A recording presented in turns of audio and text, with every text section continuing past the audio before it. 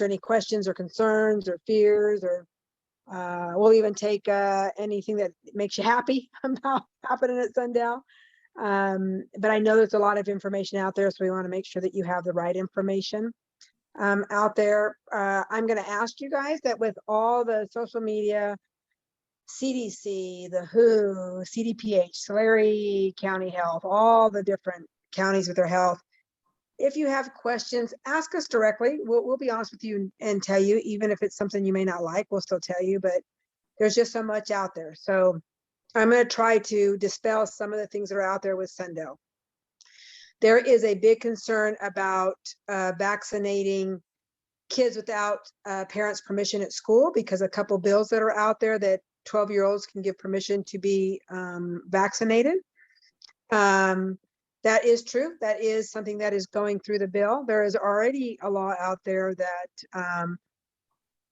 kids that are 12 and up can okay a certain procedure as well. Cendel will never honor that. They're your kids. You have a right to decide whether they're going to get vaccinated or leave for a different kind of procedure. So we haven't participated in that, and we won't at this time. Even if it's allowed, we won't do that at Cendel. Same goes along with the testing that we have given as a choice that parents can use on our campus. There has not been one single student that has been tested without parent permission first.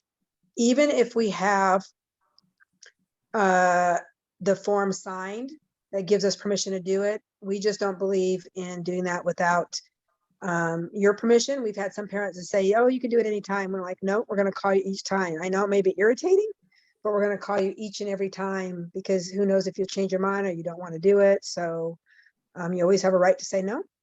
And as long as the board we have and Cindy and I are in charge, that's the way it will be.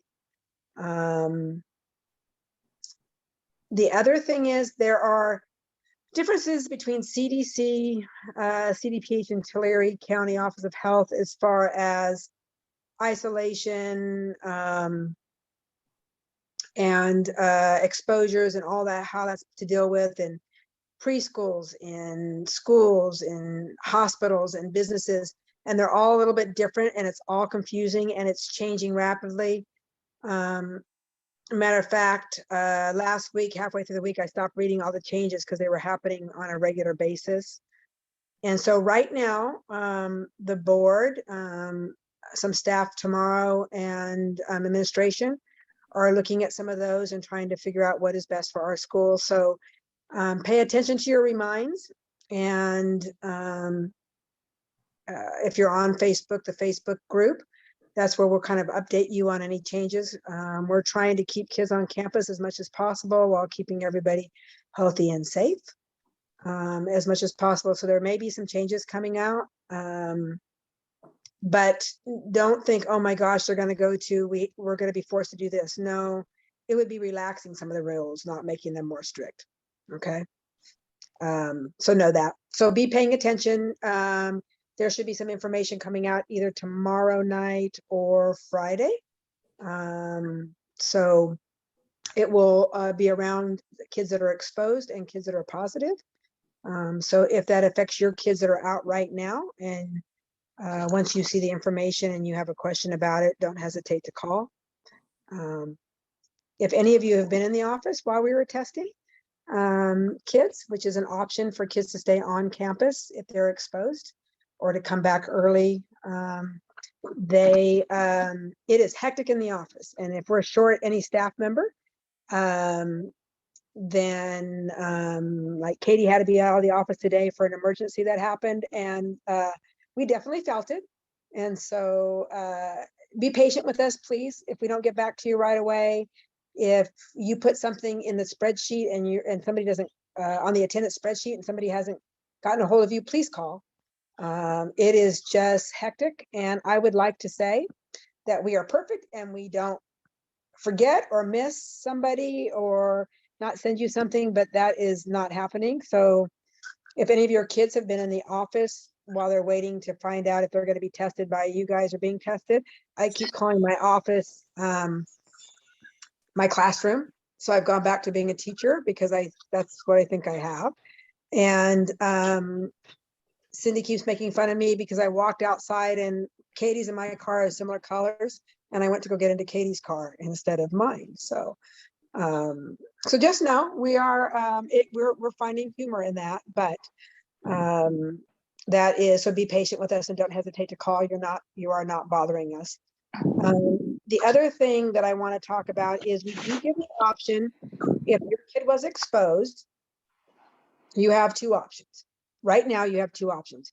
Your kid can go home and be quarantined for 10 days and test on day 6, 7, or 8 and if they're negative, come back early. Correct, Katie? Or they can stay on campus, test the day of exposure. Don't ask me why. Test on the day of exposure. This is one of the things that they put out that we're looking at. The day of exposure, and then 2 additional times, one other that week and one the following week, unless it comes up to that day 6, and then we only do 2 of them. So each one is different depending on when the exposure actually happened. And so your option is to have them tested, and we do that at school. You do not have to go to the doctor. You do not have to pay a doctor's fee. You do not have to go to CVS. We do the Bionex now. It is not the home test, even though they look similar. As far as I can see, they're on the box and looking at it, there is nothing on the Q-tip that we use. The student or the parent is the one that sticks it in the nose and swirls it around. It doesn't go all the way up to the brain. It only comes up to about right. I don't know if you guys can see that right about here. It just covers the little part of the Q-tip. They swirl it around 15 times in one nostril, go to the other, 15 seconds in the other nostril, and then we put it in a solution, and it's 15 minutes, and we know. Can we have a false test reading? Obviously, you can do that with any test reading we can. You always have a right to go to a doctor or somewhere else and have a PCR test. The PCR test is the only test. If we take a test and we find that your kid is positive and you don't agree and you want to go do a PCR test at a doctor, that test can override our rapid test. But a home test or another rapid test cannot, will not override the test that we give at school. Okay. So Cindy, Katie, myself, Mrs. Cortez, Leanne, Mallory Mendonça, and Stephanie Sheeler have all been trained on the process and all of that. There's a lot of paperwork that goes along with it, but if there's any questions about that, ask. We can show you how that all works. So I think that is the update as much as possible. The only other thing that I have is for those of you that are active in some of these groups, the board did sign on to the Rockland letter that went to the governor about local choice and local decision. So know that, and I'm in the process of redoing that exact same letter, but with Cendel's name on it, and we'll be sending it strictly from our Cendel board with that. If you don't know what it is, once I have it written from the Cendel point of, with the Cendel names in it, I will, it will be on our website under the COVID resources you can see, and I will also put that out through the Facebook group. All right. Some of you may like that, some of you may not, but it's basically just leaving it up to local choice and local situation. So that's what it is. So Cindy, Katie, did I cover everything? Am I missing something? No. Okay. You got it. So that's as far as COVID. And then if there's any 8th grade parents on afterwards, you want to stay on a little bit, we'll talk to you. But, or we can talk about field trips in general to everybody. But does anybody have any questions about any of that? If I can just make one addition, if your child is exposed and you do the full 10-day quarantine, no testing is required. So that is the option that is there if you do not wish to have your child tested. Yeah. Okay, any questions? I can't see everybody, so you guys that have a full screen, can you Any chats? No, No? there aren't any chats. Doesn't seem like anyone has any questions. Okay. Nothing? Do you want to Oh, talk about, Ms. Rupert, the last day of school change? Go ahead. Okay, we have decided with the board last night, we've canceled 2 days of school. So we will go ahead and take April 7th off, which is the day after Easter, and add the 2 additional days in June. So the last day of school will be June 8th. So you will still have, if that wasn't clear, you want to clarify that? Because I kind of misunderstood that, Cindy. Okay, so we will be taking our 2 days that we've canceled and adding them to the end of the school year. Our last day of school will be June 8th. The day after Easter will be a non-school day. Okay. Got that. As far as graduation, we weren't looking at changing it when we were just going to go 1 day later in that week. But to have the 8th graders have to come back 2 days is very difficult. So we're looking at having it on the following, not the Monday, but the Tuesday, which that will be June the same. 7th. Yes, that would be the same as Union's graduation, Yeah. which we try to stay away from Mission Oak. And we've had it on Union's Day before, but that'll be the same day as Union. And then they would just have to come back on Wednesday and we'll have an assembly or something fun for them on Wednesday. A parent is asking, will the graduation be normal? Yes. As far as we know, yes. As far as whether it's in the multipurpose room or outside may change, but yes. This is all going to be over, right? By the end of February, we're going to be done with it. Everybody shake their head. We have another parent question. Can you tell us what safety protocols will be in place next week at Founders Day? Okay, so every kid can only bring 2, only has 2 tickets to bring, so it'll be less people in the cafeteria, multi-purpose room. We'll have the same amount of seats so you can spread out if need be. We will live stream it so people can still see it as it is happening. The kids will not, unless things get better right away, which I doubt it, will not be singing. They have a song, but they'll be more speaking it. So it's not the singing part of it. And then the kids will have cookies in their room, but we will not have punch and cookies in the cafeteria. Is that correct, Mrs. Gist? Yes. And so there'll be less people in there.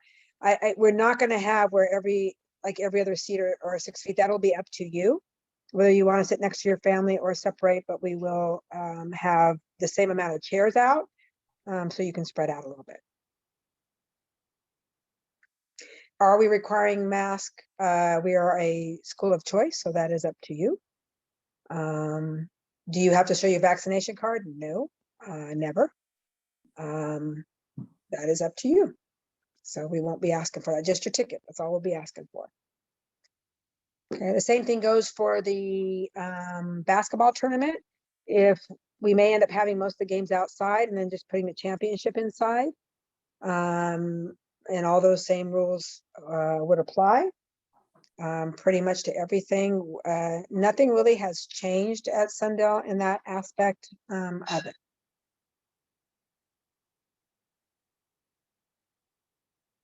Okay. Another parent question, will we be requiring kids to become vaccinated? That right now, no. Okay. So there is a bill out by Senator Pan that wants to add the COVID vaccine to the 10 that already have to happen. At that point, we would have to look at it. I'm not saying that we require it. When we're looking at those things, it's how do we get, right now we can get around it because we can do exemptions. So we'll have to look at that. So I'm not saying yes and not saying no. It is the board's intention not to require it. So if that is a big concern of you, I suggest you write Senator Pan. It's supposed to go into effect if it passes January 1st of 2023, if it passes. And he wants to add it to the 10 that we already have, and it doesn't have to be FDA approved, and take away the personal and religious exemptions. So I think I have a way around the religious exemptions. I think we can still accept those. But I'm still trying to figure that out. Another parent asked if students are vaccinated, does that change their quarantine time?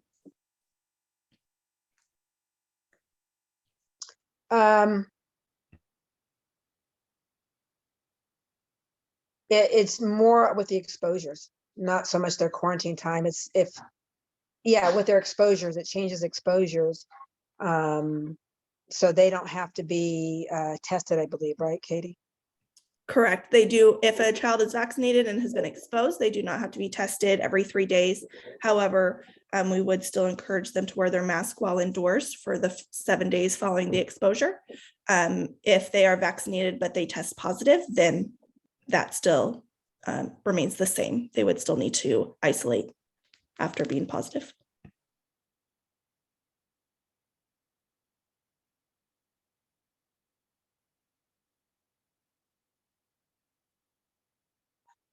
Else? Okay. And sorry, a couple more. If kids are not required to wear masks, how do teachers know who is supposed to be masked? So when we send them something that they can return to class, we asterisk it up on top. So once again, the teachers encourage them. That's what we've said in our reopening plan and everything, that we encourage it. But whereas your kids aren't,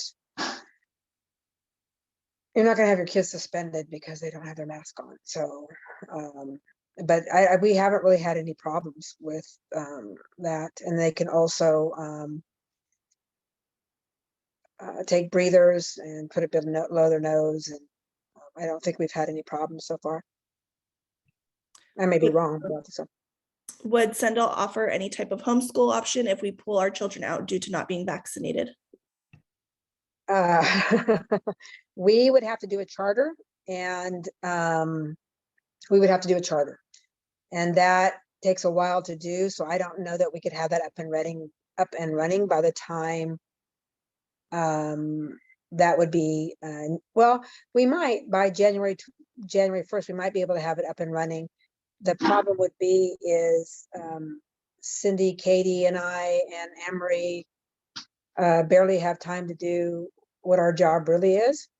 And so to put that time in there, if that's something that is of interest to you, some of your parents, if you're willing to work with us and do some of the legwork, that would be easier. Seriously, we don't have, my desk has got tons of stuff on it. And I didn't want the foggy day delays, but it was also a blessing in disguise for us, because I will tell you that all of Katie's days are pretty much COVID, and Cindy's and mine probably anywhere from 60 to 75% of the day, and Anne-Marie with independent study. So trying to write, you have to write a charter. We'd have to probably partner with our foundation. So if you're interested, call me. We'll see. You can also research Title VII for me for the religious exemptions, for any of you that are interested in that. Another parent question, is a medical exemption for the vaccine considered a personal exemption? No, it is not. A medical one is the only one that is, well, right now, all 3 of them are valid, but if it ends up being one of the 10, or what it'll be to the ones that we already have to have for school, then the only one that would be valid would be a medical one. But unless we use the federal Title VII, I believe. And then I think religious one we'd be able to do. Just a comment, a parent saying that she just saw that Pan wants no religious exemptions. Correct. So for California state, he would want none. So we would have to go to the federal law, Title VII.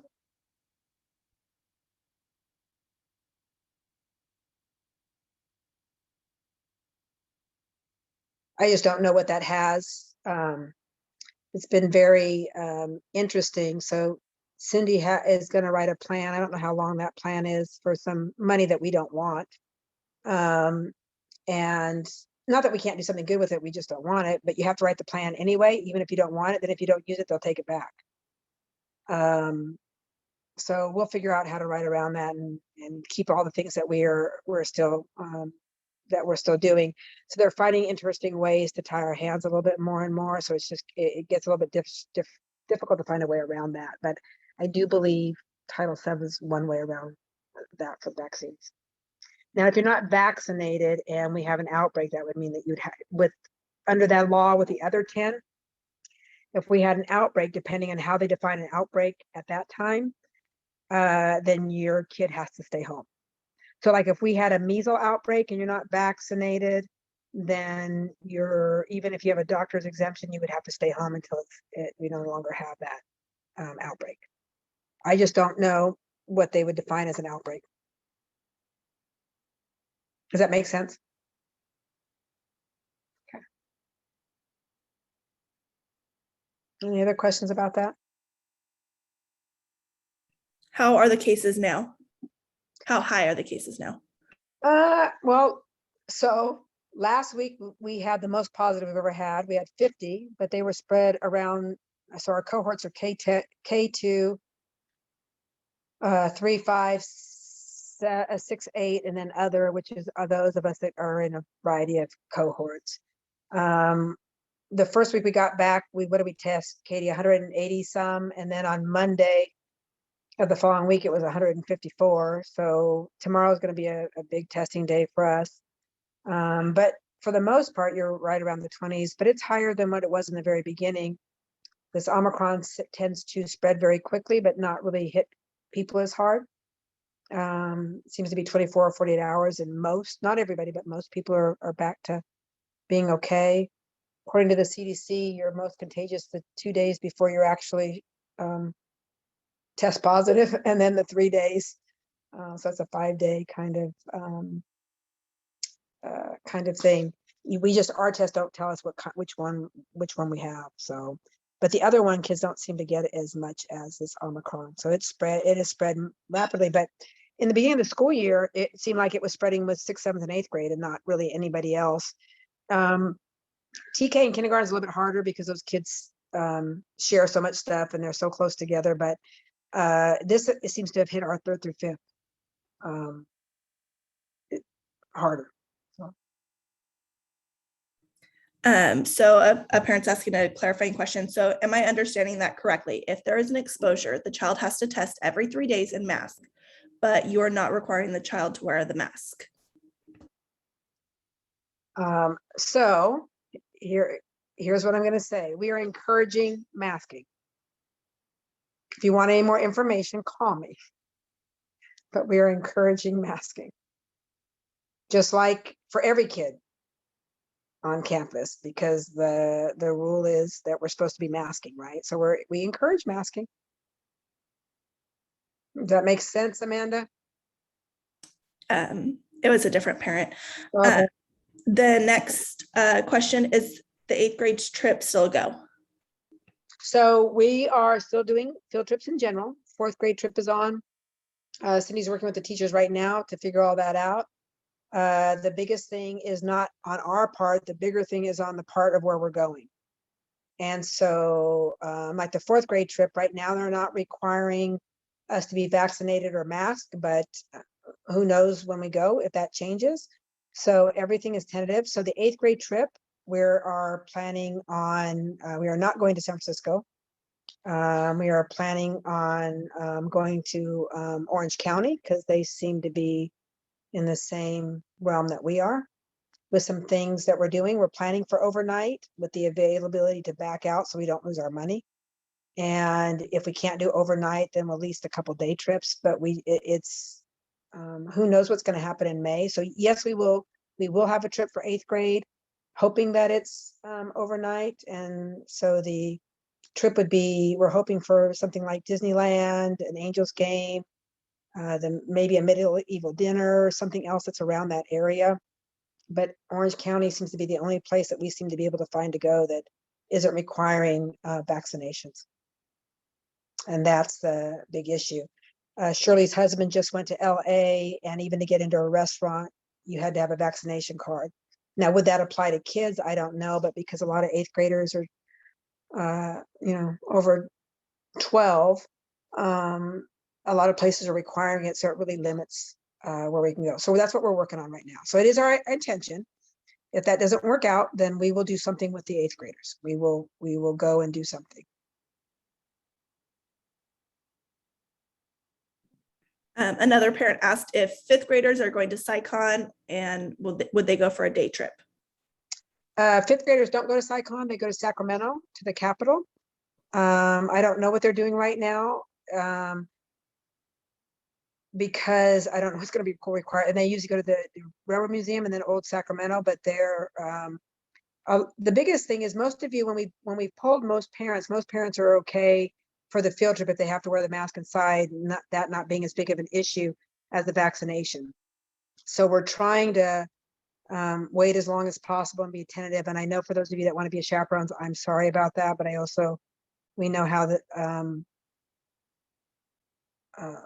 we don't have enough parents on our campus that want to vaccinate their kids to be able to do a field trip to where they're requiring to show a vaccination card.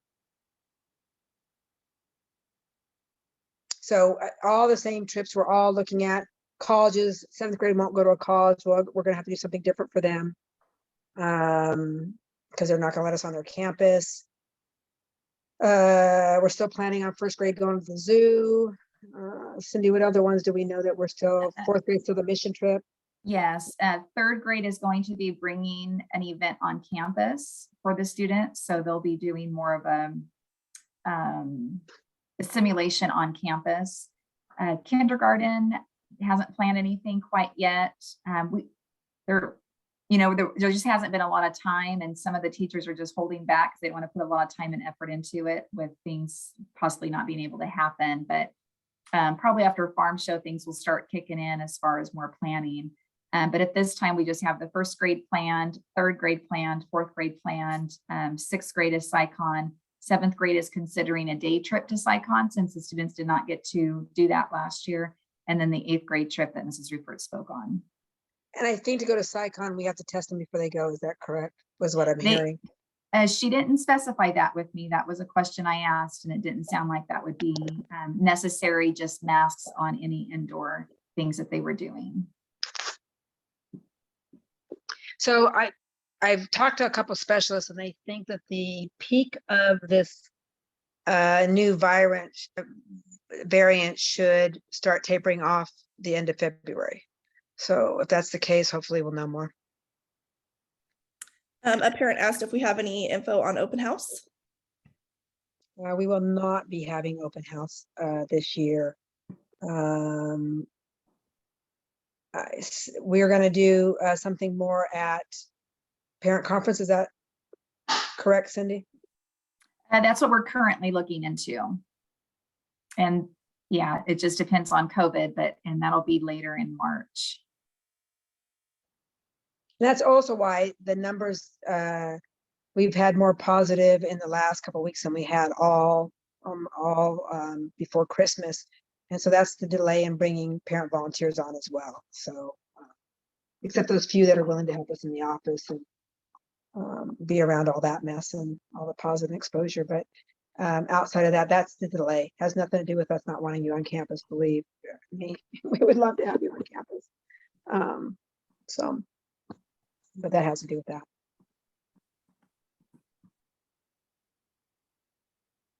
Anything else?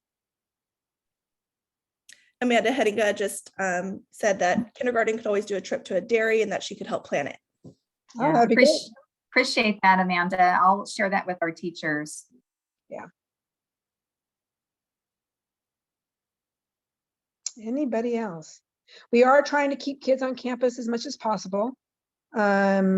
We just saw our test scores for the first trimester with math and language arts, and every grade level made some growth.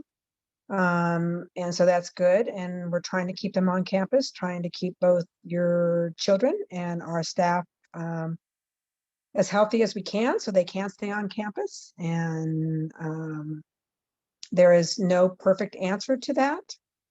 And so we're not really listening to what the other districts are doing. Not that we have it all, but we're just kind of trying to do our own thing that's best for our community, our kids, and our staff. So as rapid as the information comes out, it's just as soon as we would implement something they put in, it would change. So we're just going to stop that for now.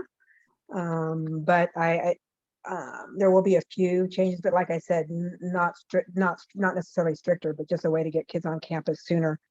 So we don't have to have them out so long on independent study and at home. Still your choice to do that. And still your choice to make sure your kid has a mask on, still your choice to vaccinate, still your choice to test or not test. Those are still your choices. But if they are exposed, you can choose to quarantine them at home, or you can choose to have them tested and stay on campus. It really is your choice. No judgment on our side, just your choice. Okay. A parent asked if Louisa has any updates on Foundation. As far as COVID? I don't know. That's all the question is. Okay, well, that's a good question, but the preschool, it's very interesting. The preschool's requirements are much more stringent than schools. And I don't mean like Cendel, but I mean like what they've put out for schools. And they can actually shut them down. They can't really shut us down, but they can fire me. I guess they can fire me and fine me and put me in jail, or the board, but they can actually shut down the preschool. So their rules are a lot different, and they have not relaxed those. Even though they relaxed some for schools, they have not relaxed those at all. If that's what you're talking about, that's the only thing that I have. And she has not been allowed to go back to full swing yet. Is that correct, Cindy? All of her classes, they're not completely like they were Right. before. And Louisa's here, and Oh, Mrs. Rupert, she's Well, on. then, So Lindsay, you talk about it. Unfortunately, the only thing that's ever minimized with us was the 14-day to the 10-day exposure or COVID positive. Unfortunately, it's a 10-day quarantine no matter what. Even if you test them after the 5th day, we still have to quarantine them and that whole class if they exposed. And like Terry said, there's still some classes I cannot go to capacity, because we cannot mix cohorts whatsoever. The other thing I think I said this already, but like I said, my mind is, I think I have a classroom, so that's where my mind is. If you want us to have the option of testing your kid, calling you to test your kid, Katie had sent out a form early on in the year. She can send it again if you will email her. If we have that online, all it takes is we'll call you, we'll tell you what the situation is. You make the decision. If you want us to test, we'll test. If you don't, then we don't. But we've had some kids that have had to wait in the office for a while while we're trying to get a hold of parents, or while they're trying to do that form. So it does make it easier.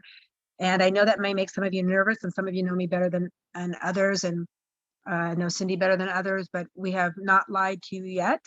I am a parent, I am a grandma, and I would not want anybody doing anything to my kid without my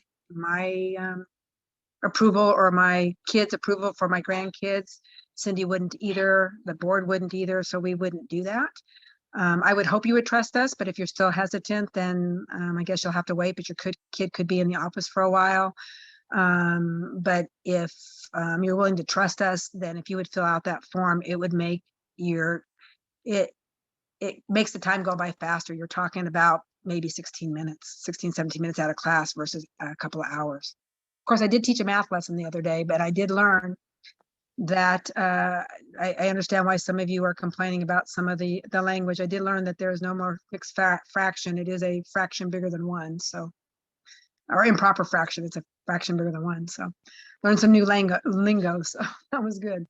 But go ahead. I'm sorry. If anyone is looking for that email, it was sent to everybody again on January 12th. So if you can't find it, again, ask us for it. I have a question. So with that form, you're still gonna call us and let us know, hey, we're testing your kids, or is you're gonna just test it and then say, hey, we already tested them? No, we won't even say, hey, we're testing. We'll call you and say your kid was exposed. Do you want us to test your child? Okay, And you could say yes one time and another time you could say no. I mean, that's totally up to you. okay. Okay. Thank. Mhm. Could you send that, Katie, to me again? Thanks.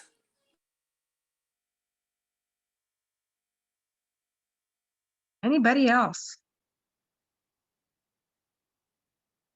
Founder's Day should be a nice event.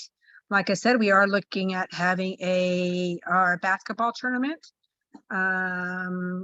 Pixley's supposed to have the boys. We're supposed to have the girls. I have a feeling Pixley may cancel because they just started having people come watch, spectators come watch. If that's the case, Clint does not want to cancel, and he'll just have whatever teams show up. So we know that CVC and St. Al's will show up. No other school may show up, but that will be our tournament.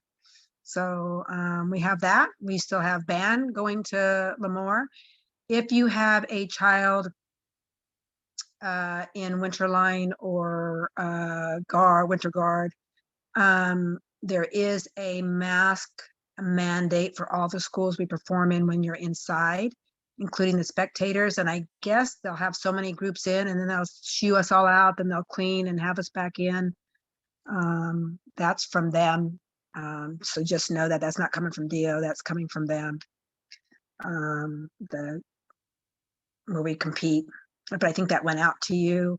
They did release and loosen some of the restrictions on extracurricular activities and sports where you don't have to necessarily test every kid. They are supposed to be wearing a mask. Nothing has changed for us though.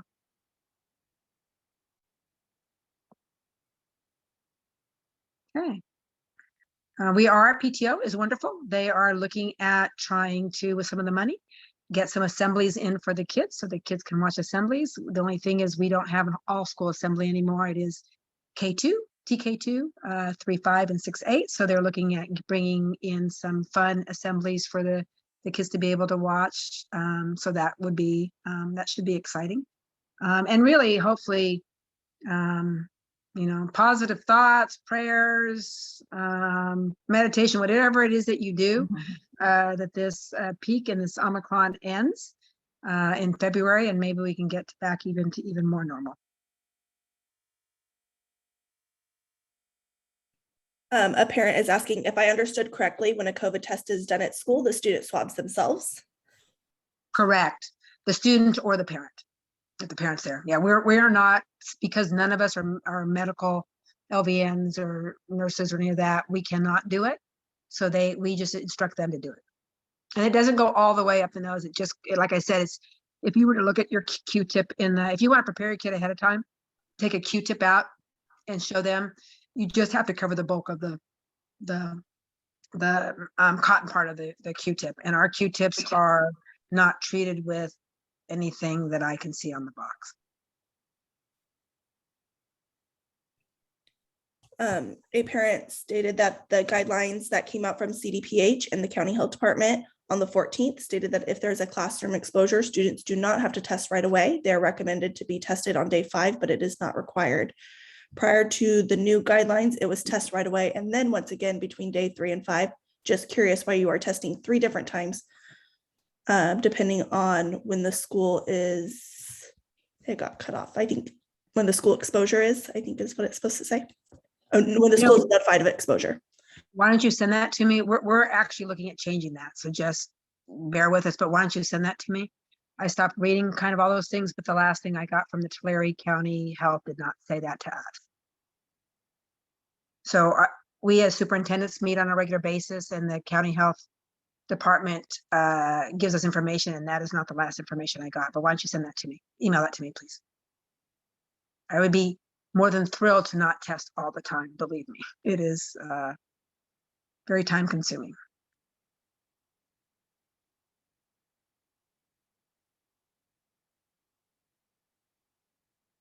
And sometimes when you guys read that, I don't know who said that, if your school or not related, but sometimes what is required, like what somebody puts out, then there's different requirements for schools. So, or guidelines or recommendations. We're only looking at the mandates, not so much the thank you, Deanne. I'm not so much looking at the guidelines and recommendations. We're looking more at the mandates, but the last thing I got from Tulare County did not have that. And I think, Deanna, you sent that to Cindy, right? Because I think I read that and I didn't find that. Right, Cindy? Didn't I see? I think I saw that, Deanna. Can you send that to me again? Yes. Yeah, Deanne had sent it to me. Yeah, I think you had sent that before.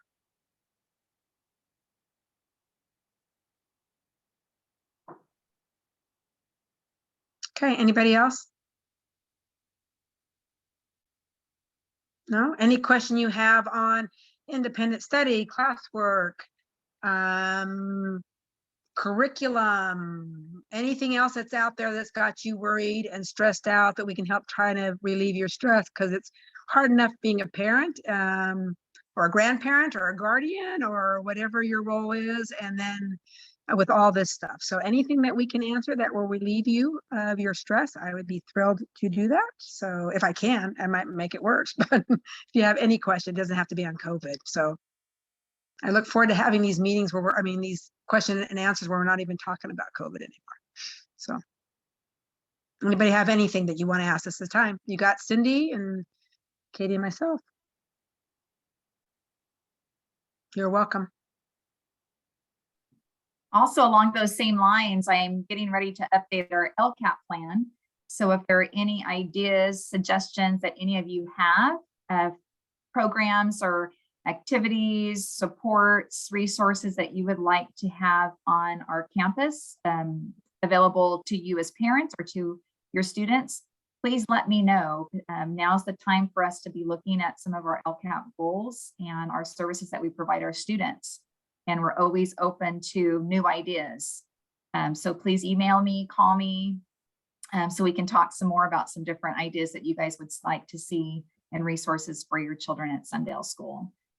Along those same lines, if there's any parent education that you guys would like to have for yourselves, let me know that as well. We have a few PTO meetings left in School Site Council, or we can organize another time to set that up for you. So just let us know what you guys want, what you want to see, so we can start working those within our plans.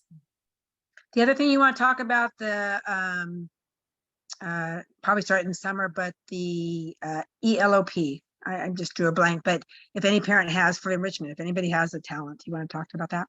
Yes, so there's, Mrs. Rufford had mentioned some money earlier. It's called Expanded Learning Opportunities.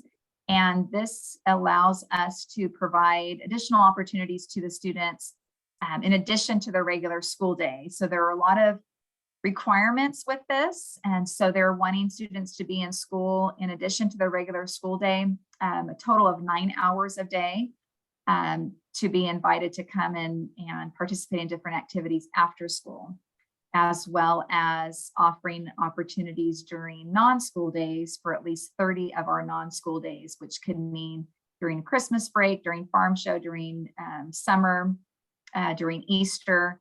And so we're going to be surveying the kids to ask them, like, what are some things that you guys would be wanting to do outside of the regular classroom?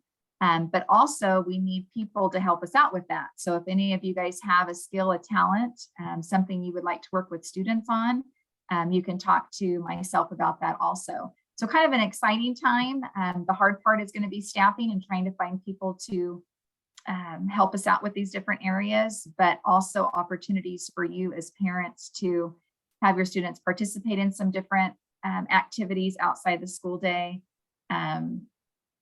or give you an opportunity to work with kids as well. So more information will be coming out on that, but definitely let me know any ideas that you guys might have or opportunities you would like us to see us offer for your students. Yeah, so it can be all kinds of things. I mean, we're talking that we have the foundation just bought a bigger home with more land. It's got a shop in it, so it can be anything in the trades. It could be dance. It could be cake making, glass. I mean, we're open to just about anything that you guys can do. And remember, I did say there's money attached, so you can volunteer or you can actually get paid as well. But it would Yeah. probably be through the foundation. But so if you're interested and you have a talent, please, whatever you think that is, and then we will ask the kids. Please let us know that, because we will. That's like Mrs. Giss said, the hardest thing is just finding staff to staff it. So, okay. We would love Hey, you to help Wendy. out as well, Wendy. Wendy Baker, you're signed up. Hey, there are some lost arts. We had a student a couple of years ago that liked CB radioing. So you never know. You may love that and think, nobody's interested in that. You don't know. They may just absolutely love to do that. We had kids one time that did glass, stained glass. They like that. We had a sewing class, and that sewing class was half girls, half boys, and the boys actually ended up being a better seamstress than the girls. So Yeah, it could be.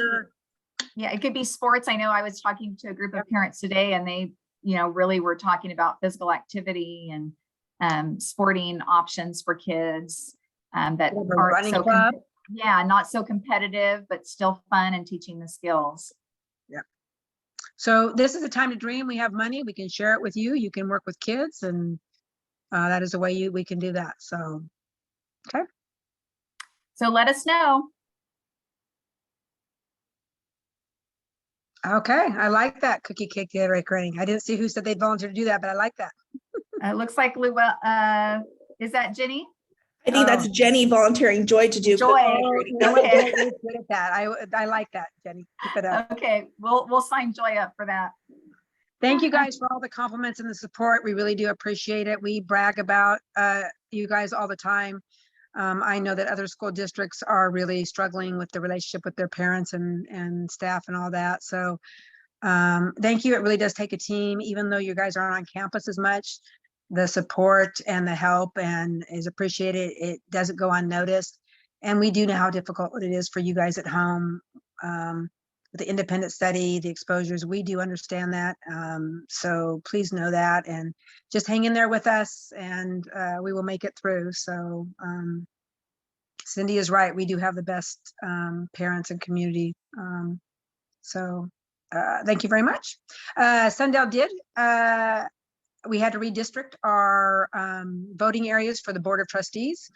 It was a public notice. The board voted. It's map B. If you're interested, let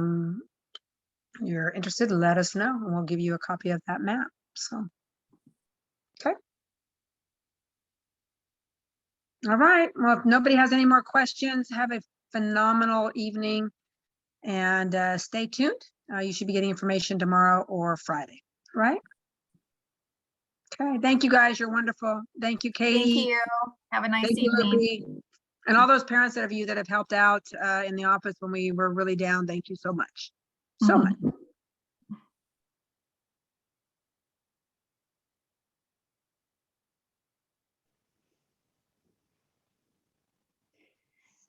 I have a question, but it's Sure. for the farm show. Okay. Oh, we should I talk need- about the farm show. Shoot.